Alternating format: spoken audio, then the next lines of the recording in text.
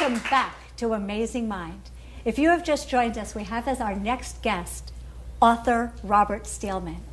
Now, Robert Steelman is an honors grad of HMI College of Hypnotherapy. He is also the editor of the Southern Nevada Healthcare Journal. The reason I'm having him on my show today is he is the author of one of my favorite books. It's called Beyond a Lifetime. And we're very lucky because this show, Amazing Mind, is his very first stop on his book tour. Please help me welcome my guest. Thanks for having me. Bob, tell me about your book.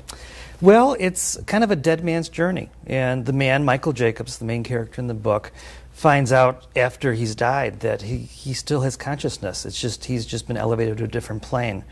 And unfortunately for Michael, when he lived his life, he was kind of clueless and kind of lived with blinders on. And he continues that into death until he encounters his ex-wife, who had recently died, and realizes that he still loves her. And when she suddenly vanishes, he goes on a quest to find her. And in order to do that, he has to find himself before he can find her. So he goes through a series of adventures and is basically able to see how his life could have been different if he made different choices. You know, that was my favorite part of the book, and can I tell you the truth? This book actually changed my life because as I watched Michael's adventures with seeing what would have happened if he made better choices, I became much more mindful and conscious of the way that I talk to people, especially the people that I love most.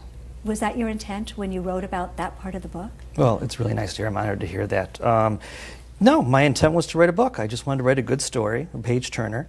But I found as I was writing about Michael and his journey, as the story unfolded, it was really touching me in really deep ways. And it really did kind of become a blueprint for me. And it still continues to be kind of a guide for me in my life. You know, very few men, just to tell you the truth, can write good women characters. But I felt you were actually inside of the main character, her name was Margie, inside of her head, because you wrote from the perspective of a woman. She's got to be based on a real person, is she? It's funny you should ask. Michael was based in large part on me, and some of the other characters were based on people in my life. But when I was writing Margie, I felt like I was spinning something from whole cloth. I really had no one in my life that was like that. And I was kind of sad because as I was writing her, I was actually finding her kind of appealing. And well, you not only liked her, you loved her. And 4 years ago, I actually met the love of my life. And it wasn't long before I realized that I had written her long before I met her. So, wow, you kind of manifested her, huh? Yeah. Now, my own mental bank. You did a little mental bank in finding the love of your life. Why this book? Why a book about death? I've always been fascinated by death. It's something that we all walk towards, and it's a common bond we have, and yet we don't talk about it very much. And I wanted to talk about it. I wanted to think about it, and it intrigued me, and yet it stayed inside my head. So when I finally decided to make good on a pledge to myself that I was going to write a novel, it seemed like a really good place to start. But you started writing this book 20 years ago, and you finished it, you said, 7 years ago. Yeah. But I just got my copy. This thing was only published last month. That's right. Why? Well, as hypnotherapists, we know that we can have limiting beliefs and things that kind of stop us from reaching our full potential. And that was certainly the case for me. It was such a personal book that I think I wasn't ready to live it out loud, so to speak. And last 5 years, I've gone through a lot of changes in my life. And in particular, a year and a half ago, I decided to make a career change. And I came here to HMI.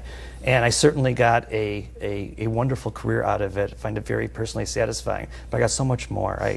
Through the things I was learning and the classes and the teachers and mentoring and working with my own clients, I came into my own. I became comfortable in my own skin. And I also found in working with clients that I was using a lot of the themes that I had in the book with them. And so it just seemed like the right time.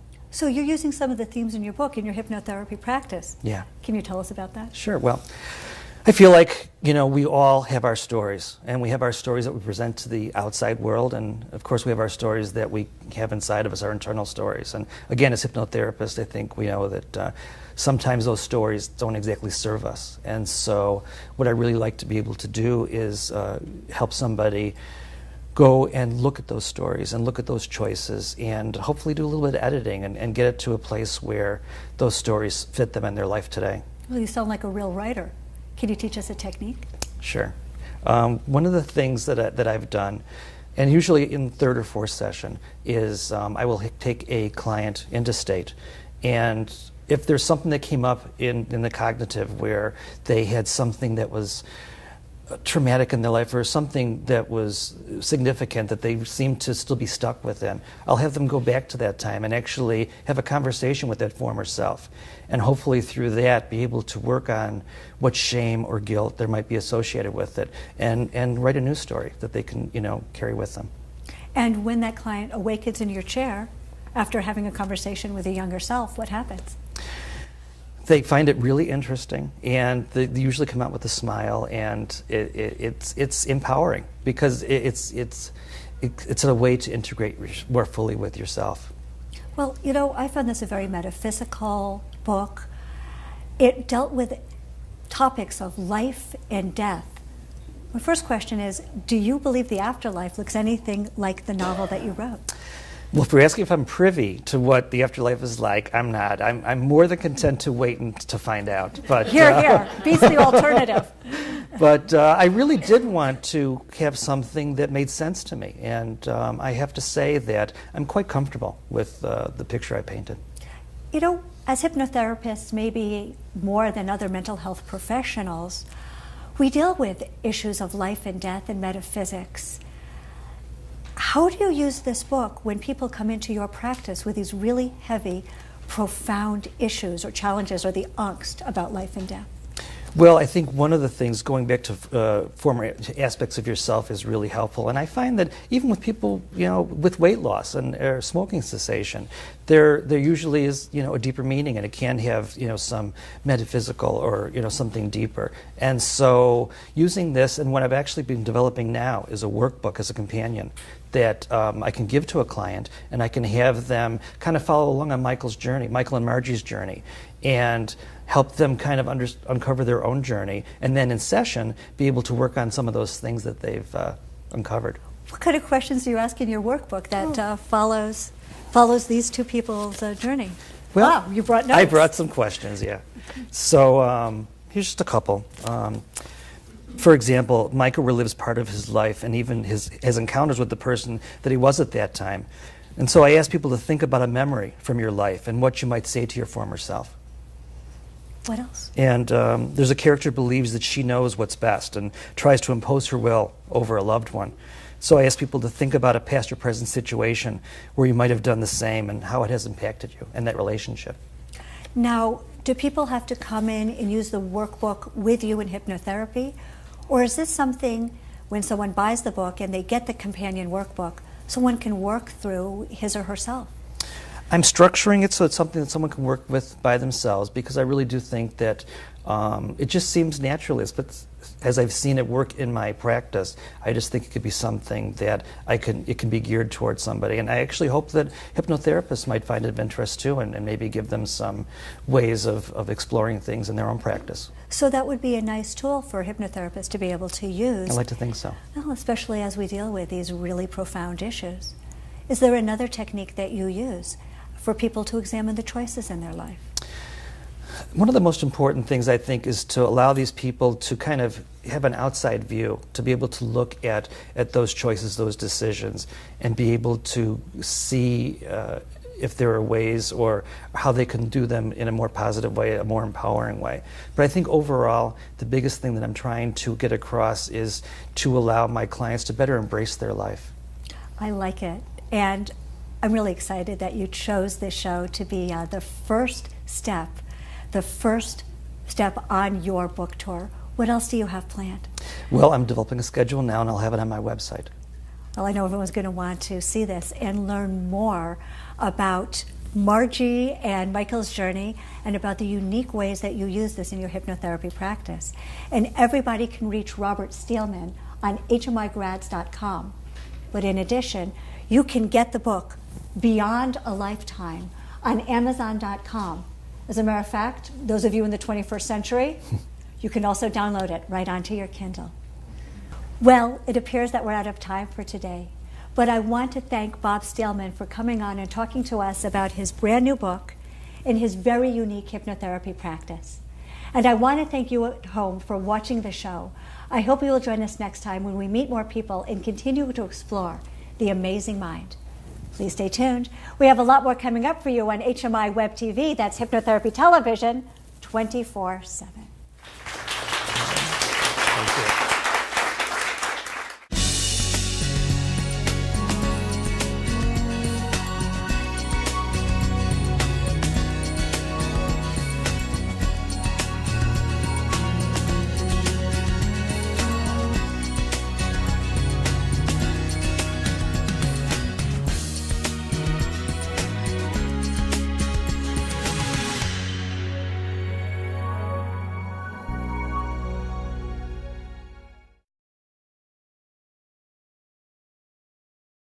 Now, Robert Steelman is an honors grad of HMI College of Hypnotherapy.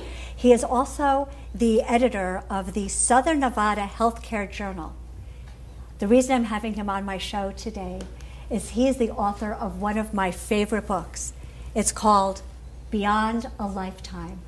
And we're very lucky because this show find her. So he goes through a series of adventures and is basically able to see how his life could have been different if he made different choices. You know, that was my favorite part of the book, and can I tell you the truth?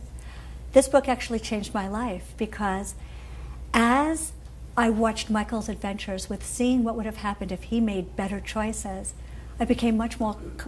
And unfortunately for Michael, when he lived his life, he was kind of clueless and kind of lived with blinders on, and he continues that into death until he encounters his ex-wife, who had recently died, and realizes that he still loves her. And when she suddenly vanishes, he goes on a quest to find her. And in order to do that, he has to find himself before he can find. Amazing Mind is his very first stop on his book tour. Please help me welcome my guest. Thanks for having me. Bob, tell me about your book. Well, it's kind of a dead man's journey. And the man, Michael Jacobs, the main character in the book, finds out after he's died that he still has consciousness. It's just he's just been elevated to a different plane. And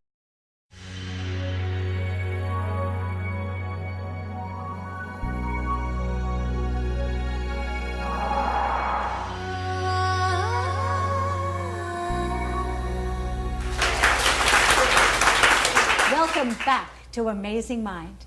If you have just joined us, we have as our next guest author Robert Steelman.